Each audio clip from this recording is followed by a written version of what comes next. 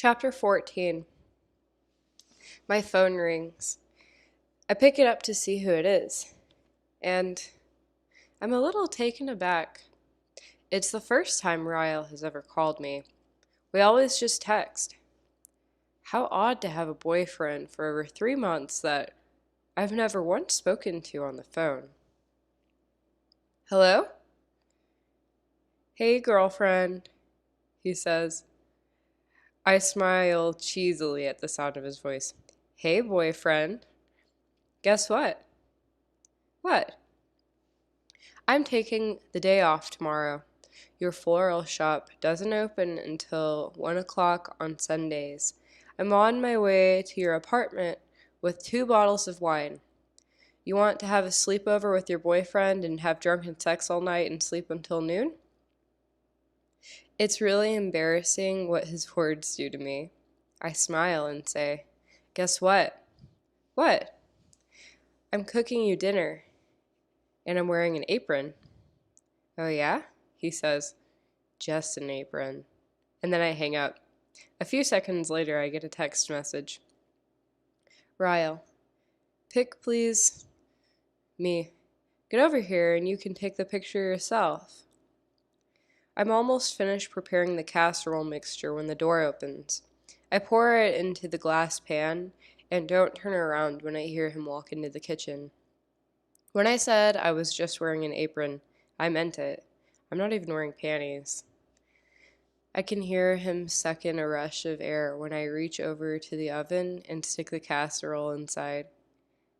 I might reach a little too far for show when I do it.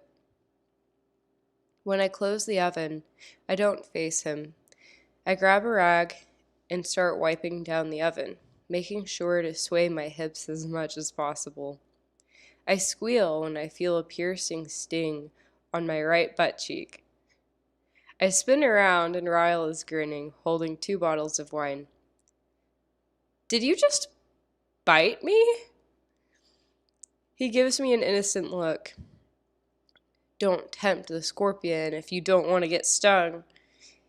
He eyes me up and down while he opens one of the bottles. He holds it up before he pours us a glass and says, It's vintage. Vintage? I say with mock impression. What's the special occasion? He hands me a glass and says, I'm going to be an uncle. I have a smoking hot girlfriend, and I get to perform a very rare, possibly once in a lifetime, craniopagus separation on Monday. A cranio what? He finishes off his glass of wine and pours himself another one. Craniopagus separation. Conjoined twins, he says. He points to a spot on the top of his head and taps it. Attached right here. We've been studying them since they were born. It's a very rare surgery. Very rare. For the first time, I think I'm genuinely turned on by him as a doctor. I mean, I admire his drive. I admire his dedication. But seeing how excited he is about what he's doing for a living is seriously sexy. How long do you think it'll take? I ask. He shrugs. Not sure. They're young, so being under general anesthesia for too long is a concern. He holds up his right hand and wiggles his fingers. But this is a very special hand that has been through almost $500,000 worth of specialty education. I have a lot of faith in this hand. I walk over to him and press my lips to his palm. I'm a little fond of this hand, too. He slides the hand down to my neck and then spins me so that I'm flush against the counter. I gasp because I wasn't expecting that. He pushes himself against me from behind and slowly slides his hand down the side of my body. I press my palms into the granite and close my eyes, already feeling the rush of the wine. This hand, he whispers, is the steadiest hand in all of Boston. He pushes on the back of my neck, bending me further over the counter. His hand meets the inside of my knee, and he glides it upward. Slowly. Jesus. He pushes my legs apart, and then his fingers are inside me. I moan and try to find something to hold on to. I grip the faucet just as he begins to work magic. And then, just like a magician, his hand disappears. I hear him walking out of the kitchen. I watch as he passes the front of the counter. He winks at me, downs the rest of his glass of wine, and says, "I'm going to take a quick shower." What a tease. "You asshole!" I yell after him. "I'm not an asshole," he yells from my bedroom. "I'm a highly trained neurosurgeon." I laugh and pour myself another glass of wine. I'll show him who the tease really is. I'm on my third glass of wine when he walks out of my bedroom. I'm on the phone with my mother, so I watch him from the couch as he makes his way to the kitchen and pours himself another glass. That is seriously some good wine. "What are you doing tonight?" my mother asks. I have her on speakerphone. Ryle is leaning against a wall, watching me talk to her. "Not much, helping Ryle study." "That sounds not very interesting," she says. Ryle winks at me. "It's actually very interesting," I say to her. "I help him study a lot, mostly reviewing fine motor control of the hands. In fact, we'll probably be up all night studying." The 3 glasses of wine has made me frisky. I can't believe I'm flirting with him while I'm on the phone with my mother. Gross. "I gotta go," I tell her. "We're taking Alyssa and Marshall out to dinner tomorrow night, so I'll call you on Monday." "Oh? Where are you taking them?" I roll my eyes. The woman can't take a hint. "I don't know, Ryle. Where are we taking them?" "That place we went to that one time with your mom," he says. "Bibbs?" "I made reservations for 6 o'clock. My heart feels like it slinks down my chest. My mother says, "Oh, good choice." "Yeah, if you like stale bread." "Bye, Mom." I hang up and look at Ryle. "I don't want to go back there. I didn't like it. Let's try something new." I fail to tell him why I really don't want to go back there. But how do you tell your brand new boyfriend that you're trying to avoid your first love? Ryle pushes off the wall. "You'll be fine," he says. "Alyssa's excited to eat there. I told her all about it. Maybe I'll get lucky and Atlas won't be working." "Speaking of food," Ryle says, "I'm starving." "The casserole." "Oh shit," I say, laughing. Ryle rushes to the kitchen, and I stand up and follow him in there. I walk in just as he pulls the oven door open and waves away the smoke. Ruined. I get dizzy all of a sudden from standing up too fast after having 3 glasses of wine. I grab the counter beside him to steady myself, just as he reaches in to pull the burnt casserole out. "Ryle, you need a—" "Shit!" he yells. "Pot holder." The casserole falls from his hand and lands on the floor, shattering everywhere. I lift up my feet to avoid broken glass and mushroom chicken splatter. I start laughing as soon as I realize he didn't even think to use a pot holder. It must be the wine. This is seriously some strong wine. He slams the oven shut and moves to the faucet, shoving his hand under the cold water, muttering curse words. I'm trying to suppress my laughter, but the wine and the ridiculousness of the last few seconds are making it hard. I look at the floor, at the mess we're about to have to clean up, and the laughter bursts from me. I'm still laughing as I lean over to get a look at Ryle's hand. I hope he didn't hurt it too bad. I'm instantly not laughing anymore. I'm on the floor, my hand pressed against the corner of my eye. In a matter of 1 second, Ryle's arm came out of nowhere and slammed against me, knocking me backward. There was enough force behind it to knock me off balance. When I lost my footing, I hit my face on one of the cabinet door handles as I came down. Pain shoots through the corner of my eye, right near my temple. And then I feel the weight. Heaviness follows, and it presses down on every part of me. So much gravity pushing down on my emotions. Everything shatters. My tears, my heart, my laughter, my soul. Shattered like broken glass raining down around me. I wrap my arms over my head and try to wish away the last 10 seconds. God damn it, Lily, I hear him say. It's not funny. This hand is my fucking career. I don't look up at him. His voice doesn't penetrate through my body this time. It feels like it's stabbing me now. The sharpness of each of his words coming at me like swords. Then I feel him next to me, his goddamn hand on my back, rubbing. Lily, he says. Oh God, Lily. He tries to pull my arms from my head, but I refuse to budge. I start shaking my head, wanting the last 15 seconds to go away. 15 seconds.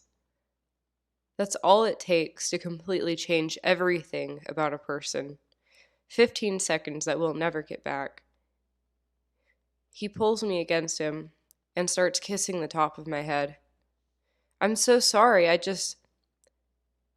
burned my hand. I panicked. You were laughing and I'm so sorry. It all happened so fast. I didn't mean to push you, Lily. I'm sorry. I don't hear Ryle's voice this time. All I hear is my father's voice. I'm sorry, Jenny. It was an accident. I'm so sorry. I'm sorry, Lily. It was an accident. I'm so sorry. I just want him away from me. I use every ounce of strength I have in both my hands and legs, and I force him the fuck away from me.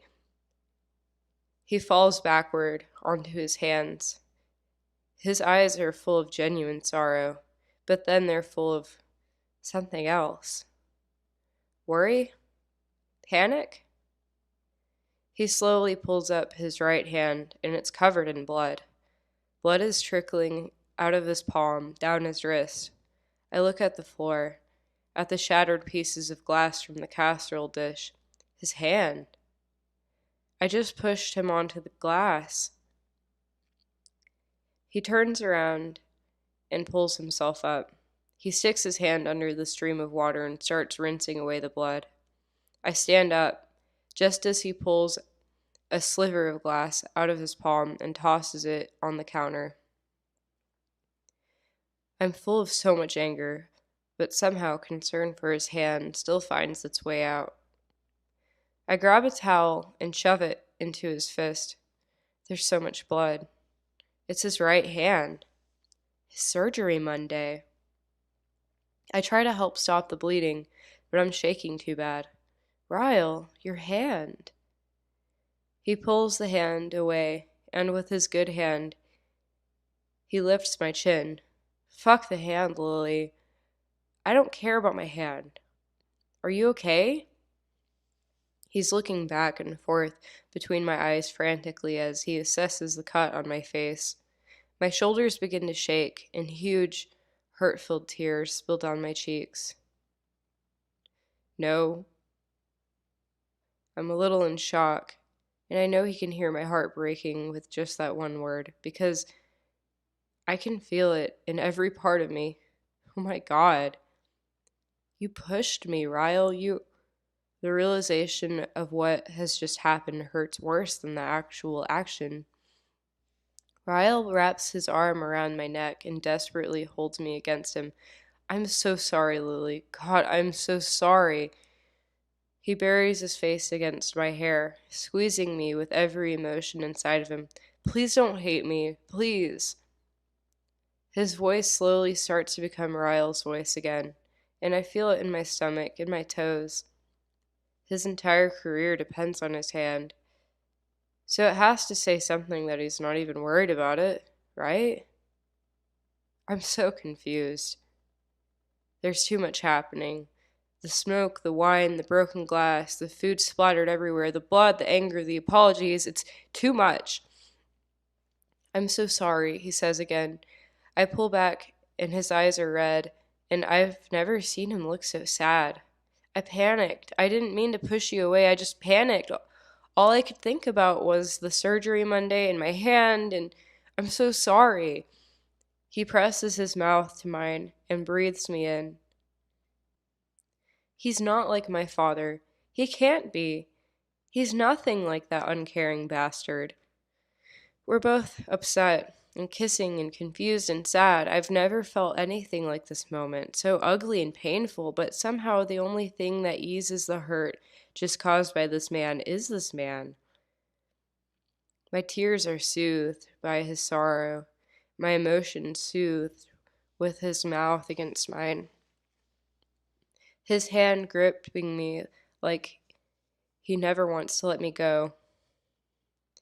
I feel his arms go around my waist, and he picks me up, carefully stepping through the mess we've made. I can't tell if I'm more disappointed in him or myself, him for losing his temper in the first place, or me for somehow finding comfort in his apology.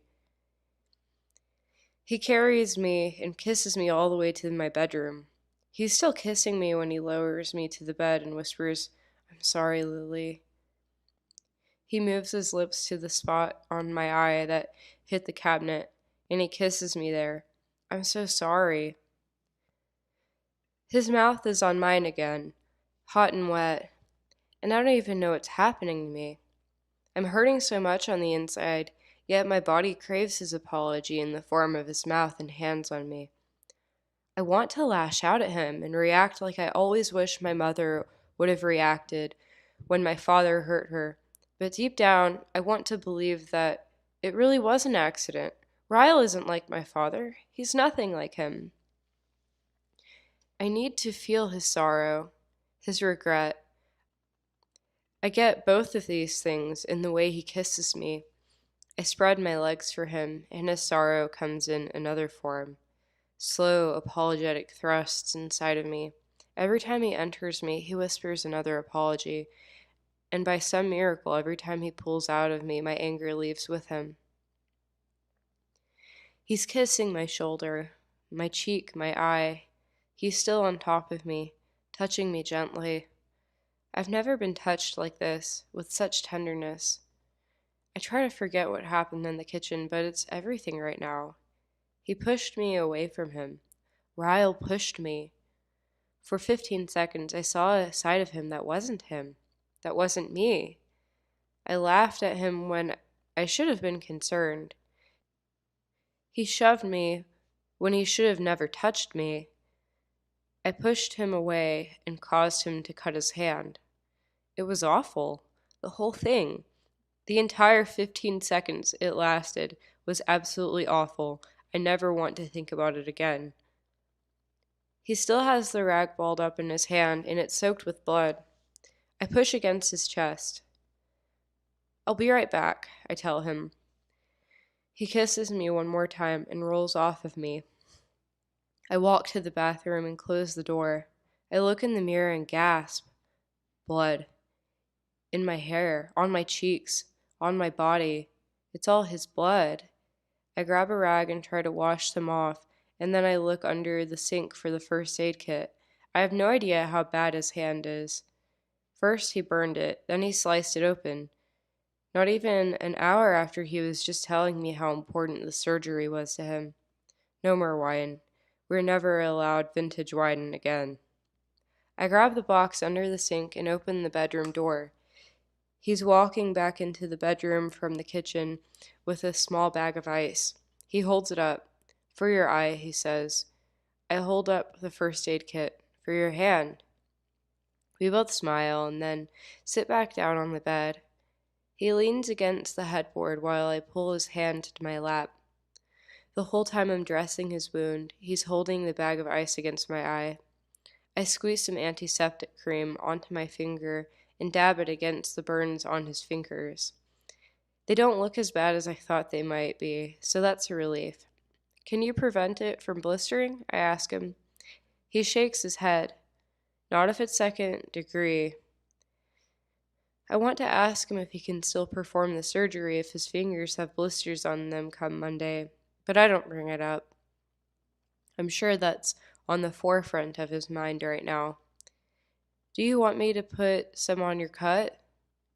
He nods. The bleeding has stopped. I'm sure if he needed stitches, he'd get some, but I think it'll be fine. I pull the ace bandage out of the first aid kit and begin wrapping his hand. Lily, he whispers. I look up at him. His head is resting against the headboard, and it looks like he wants to cry. I feel terrible, he says. If I could take it back. I know, I say, cutting him off. I know, Ryle, it was terrible. You pushed me, you made me question everything I thought I knew about you, but I know you feel bad about it. We can't take it back. I don't want to bring it up again. I secure the bandage around his hand and then look him in the eye. But Ryle, if anything like that ever happens again, I'll know that this time wasn't just an accident, and I'll leave you without a second thought.